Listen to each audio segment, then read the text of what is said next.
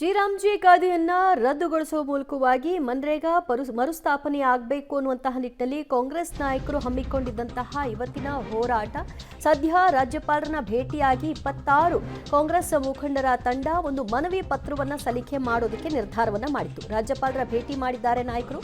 ಮನ್ರೇಗಾ ಕಾಯ್ದೆ ಮರು ಜಾರಿಗೆ ಮನವಿಯನ್ನ ರಾಜ್ಯಪಾಲರ ಬಳಿ ಇಟ್ಟಿದ್ದಾರೆ. ರಾಜ್ಯಪಾಲರ ಭೇಟಿಗೆ ಸಿಎಂ ಸಿದ್ದರಾಮಯ್ಯನವರು ಅವಕಾಶವನ್ನ ಕೋರಿದ್ರು.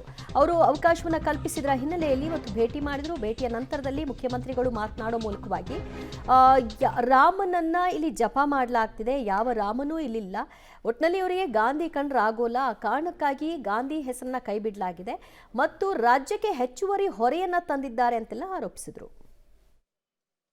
60% 60% ಕೇಂದ್ರ ಸರ್ಕಾರ ಕೊಡೋದು, 40% ರಾಜ್ಯ ಸರ್ಕಾರ ಕೊಡಬೇಕು ಅಂತ ಮಾಡಿದೆ. ಹಿಂದೆ ಮನ್ರೇಗಾ ಆಕ್ಟ್ ಪ್ರಕಾರ ಪೂರ್ಣ ವೇತನವನ್ನು ಅವರೇ ಕೊಡ್ತಿದ್ರು, ಕೇಂದ್ರ ಸರ್ಕಾರನೇ ಕೊಡ್ತಾ ಇದ್ರು. ಈಗ ಮಾಡಿರ್ತಕ್ಕಂಥದ್ದು 60% ಕೇಂದ್ರ ಸರ್ಕಾರ, 40% ಮಾಡಬೇಕು, ರಾಜ್ಯ ಸರ್ಕಾರ ಕೊಡಬೇಕು ಅಂತ ಮಾಡಿದ್ದಾರೆ. ಅನೇಕ ರಾಜ್ಯಗಳಿಗೆ ಇವತ್ತು ಆರ್ಥಿಕವಾಗಿ ಸಂಕಷ್ಟದಲ್ಲಿದ್ದಾವೆ. ಈ ಸಂಕಷ್ಟದಲ್ಲಿರ್ತಕ್ಕಂಥ ಪರಿಸ್ಥಿತಿನಲ್ಲಿ ಇದನ್ನು ಮಾಡಿರ್ತಕ್ಕಂಥದ್ದು ಅತ್ಯಂತ ಮಾರಕವಾಗಿರ್ತಕ್ಕಂಥ ಕಾಯ್ದೆ ಅಂತೇಳಿ ನಾನು ಭಾವಿಸ್ಕೊಂಡಿದ್ದೇನೆ.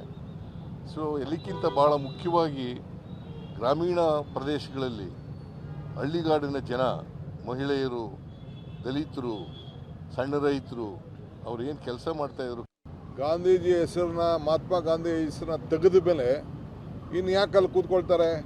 ನಂಬರ್ 1, ಈ ಹಕ್ಕು, ಉದ್ಯೋಗ ಕೊಡುವಂಥ ಹಕ್ಕು ಪ್ರತಿಯೊಬ್ಬರು ಕೂಡ ತಾನು ಹೋಗಿ ಒಂದು ಪಂಚಾಯತಿಗೆ ಒಂದು ಕಾಗದ ಕೊಟ್ಟರೆ ನಾನು ಉದ್ಯೋಗ ಇಲ್ಲದೆ ಹೋದ ಮಹಿಳೆ, ಉದ್ಯೋಗ ಇಲ್ಲದೆ ಹೋದವನು ಅಂತಂದರೆ ಎಲ್ಲಿ ಬೇಕಾದ್ರೂ ಅವರು ಕೊಡಬೇಕಾಯ್ತು. ಆಮೇಲೆ ಇದನ್ನು ತೀರ್ಮಾನ ಮಾಡಬೇಕಾದವ್ರು ಯಾರು?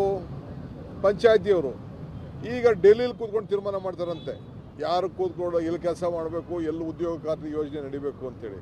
ಸೊ ಪಂಚಾಯತಿಗಳ ಮೆಂಬರ್ಗಳ ಹಕ್ಕು, ಪಂಚಾಯತಿಗಳ ಹಕ್ಕು, ಉದ್ಯೋಗ ಪಡ್ಕೊಳ್ಳೋರ ಹಕ್ಕು, ಎಲ್ಲರ ಹಕ್ಕನ್ನು ಕೂಡ ಈ ಸರ್ಕಾರ ಕಿತ್ಕೊಂಡು ಕಾಂಟ್ರಾಕ್ಟ್ರ್ಗಳ ನೆರವು, ಯಾವನಾರು ಕಾಂಟ್ರಾಕ್ಟ್ರು ಆ ತಾಲೂಕಲ್ಲಿ ಏನಾದ್ರು ಕೆಲಸ ಮಾಡ್ತಾಯಿದ್ರೆ ಅಲ್ಲೋಗಿ ಕೆಲಸ ಮಾಡಬೇಕಾದ್ರೆ